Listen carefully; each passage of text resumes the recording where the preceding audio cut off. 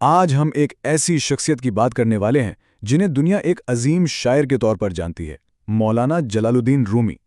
لیکن ان کی شاعری تو صرف ایک پہلو ہے، ان کی اصل کہانی، ان کی زندگی، وہ تو اس سے کہیں زیادہ گہری اور سچ پوچھیں تو حیران کر دینے والی ہے۔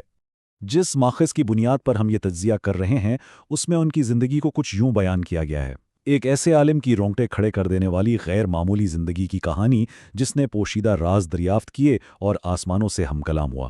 اب دیکھیں، یہ الفاظ شاعری سے بہت آگے کی بات کر رہے ہیں، ایک پراسرار روحانی گہرائی کی طرف اشارہ کر رہے ہیں۔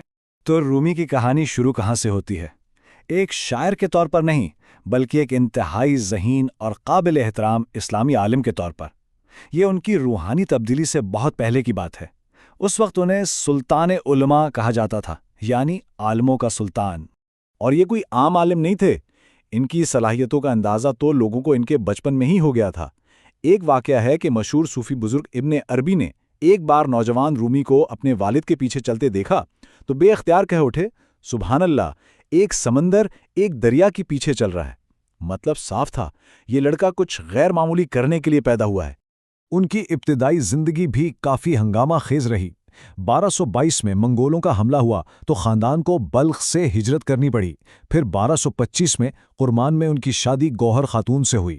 1228 تک وہ سلطان کی دعوت پر قونیا آ چکے تھے اور یہی شہر پھر ان کا مستقل ٹھکانہ بنا۔ اور پھر 1231 میں جب ان کے والد کا انتقال ہوا تو ان کی جگہ رومی نے سنبھالی اور ایک بڑے عالم کے طور پر ان کا باقاعدہ سفر شروع ہو گیا۔ سب کچھ ٹھیک چل رہا تھا، ایک عالم، خطبے، شاگرد، لیکن پھر رومی کی زندگی میں وہ لمحہ آیا جس نے سب کچھ بدل کر رکھ دیا۔ ایک پر اسرار آوارہ درویش کی آمد جس کا نام تھا شمس تبریزی۔ اور یہ ملاقات بس ایک ملاقات نہیں تھی، یہ ایک انقلاب تھا۔ سوچیں ذرا، ایک دن بس وہ اجنبی آ گیا، شمس تبریزی، ایک گھومتا پھرتا درویش۔ اس ایک شخص کا رومی کی پرسکون منظم علمی زندگی میں آنا ایک ایسے طوفان کی طرح تھا جو اپنے پیچھے کچھ بھی پہلے جیسا نہیں چھوڑتا۔ شمس نے آتے ہی رومی کے علم کو، ان کی منطق کو ایک ایسے سوال سے للکارا جو بظاہر سمجھ سے باہر تھا۔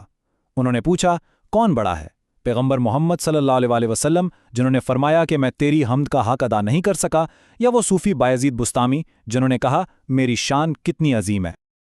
اور رومی کا جواب وہ واقعی شاندار تھا۔ انہوں نے کہا، بایزید کی پیاس تو ایک ہی گھونٹ میں بجھ گئی، لیکن پیغمبر صلی اللہ علیہ وسلم کی پیاس ایک سمندر کی طرح تھی جو ہمیشہ اللہ سے اور زیادہ قربت چاہتی تھی۔ بس یہ جواب سننا تھا کہ شمس سمجھ گئے کہ انہیں اپنا ساتھی مل گیا ہے، اور یہیں سے اس لازوال روحانی دوستی کا آغاز ہوا۔ تو آئیے اب ذرا رومی اور شمس کے اس تعلق کو دیکھتے ہیں جو بہت گہرا تھا، شدید تھا اور ہنگامہ خیز بھی۔ یہ تعلق ہی دراصل وہ بھٹی تھی جس میں تپ کر مولانا رومی بدلے۔ اثر یہ ہوا کہ رومی نے سب کچھ چھوڑ دیا، اپنی پڑھائی، اپنے خطبے، سب کچھ، اور اپنا سارا وقت بس شمس کے ساتھ روحانی گفتگو میں گزارنے لگے۔ اب ظاہر ہے اس بات پر رومی کے شاگردوں اور شہر کے لوگوں میں شدید غصہ اور حسد پیدا ہو گیا۔ ماحول اتنا خراب ہوا، اتنی افواہیں پھیلی کہ شمس تنگ آ کر اچانک کونیا سے چلے گئے۔ رومی کے لیے یہ قیامت تھی، وہ بالکل ٹوٹ گئے۔ خیر، بعد میں بڑی منت سماجت کے بعد شمس کو واپس آنے پر راضی کر لیا گیا۔ اس پہلی جدائی اور پھر ملاپ سے ہی اندازہ ہوتا ہے کہ ان کا رشتہ کتنا گہرا تھا۔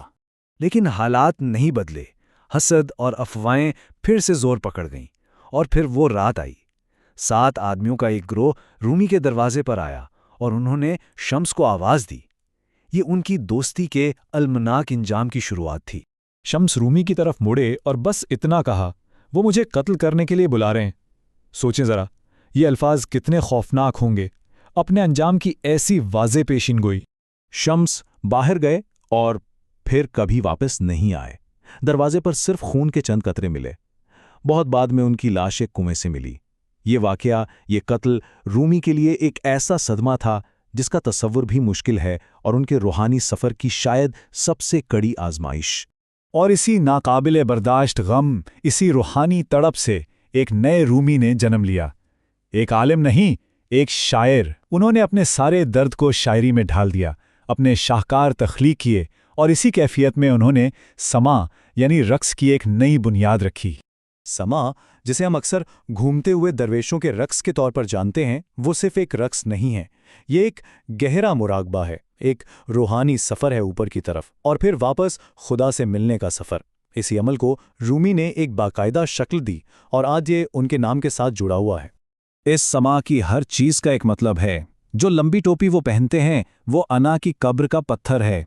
काला चोगा दुनिया की मिट्टी या कब्र की अलामत है। जब दरवेश इस काले चोगे को उतारता है तो ये एक रूहानी जन्म की तरह है। अंदर जो सफ़ेद लिबास है वो कफन भी है और एक पाकीज़ा रोशन जिस्म की अलामत भी। और ये जो घूमना है ये मोहब्बत की हालत में पूरी कायनात को अपने अंदर समेट लेने जैसा है। तो रूमी का असल पैगाम क्या है? वो पैगाम जो आज भी जिंदा है, जो किसी एक मजहब या सकाफत तक महदूद नहीं। उनका सारा फलसफा एक बुनियादी मवाजने पर खड़ा है, अक्ल मुकाबला इश्क। रोमी इस फर्क को समझाने के लिए एक जबरदस्त मिसाल देते हैं। वो कहते हैं सच्चाई तक पहुंचने का सफर एक बहुत बड़े समंदर की तरह है। अकल जो है वो इस समंदर में एक तैराक है और इश्क इस समंदर पर चलने वाला जहाज है। अब देखें, तैराक थक भी सकता है, डूब भी सकता है, लेकिन जहाज पर जो सवार है वो तो मंजिल पर पहुंच ही जाएगा। यानी उनके नजदीक रूहानी सच्चाई के लिए सिर्फ अकल काफी नहीं, खुदाई इश्क का जहाज चाहिए। और ये फलसफा सिर्फ बातों तक नहीं है। रूमी ने जिंदगी गुजारने के लिए 7 नसीहतें भी दी, बड़ी सीधी सादी। वो कहते हैं सखावत और मदद करने में दरिया जैसे बनो, रहम और शफकत में सूरज की तरह, दूसरों की गलतियां छुपाने में रात की तरह, गुस्से और चिड़चिड़ेपन में ऐसे हो जाओ जैसे मुर्दा, आजिज़ी में जमीन की तरह, बर्दाश्त में समंदर जैसे बनो, और सबसे अहम, या तो वैसे देखो जैसे तुम हो या फिर वैसे बन जाओ जैसे दिखते हो।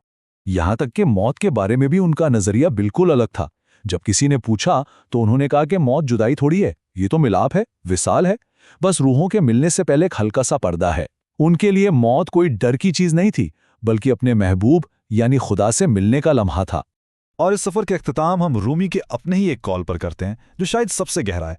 वो कहते हैं, मेरी मौत के बाद मेरी कब्र ज़मीन पर मत ढूंढना, मेरी कब्र तो अहले दिल के सीनों में है। ये अल्फाज हमें सोचने पर मजबूर करते हैं कि असल मिरास क्या होती है, पत्थर की इमारतें या वो ख्यालात जो हमेशा के लिए इंसानों के दिलों में जिंदा रहें।